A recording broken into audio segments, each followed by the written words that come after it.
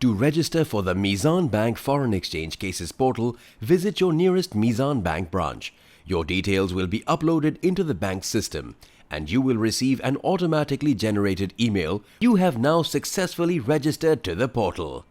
To access the portal, visit www.meezanbank.com.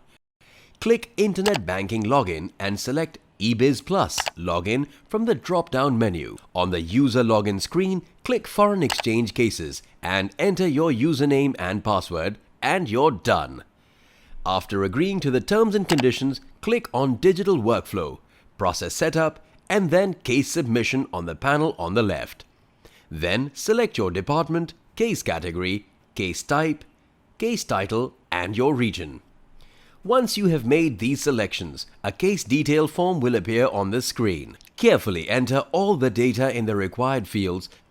After filling the form, attach the required documents in the relevant fields. Simply go to the relevant field, click Choose File. A window will open on your screen. Select the document will be uploaded on this portal. Select and upload all the required documents. To complete the process, click the Submit button on the top of the page. You will be notified of a successful case submission via email and can check the status on your case by clicking on Case List on the panel on the left. Meezan Bank, the premier Islamic bank.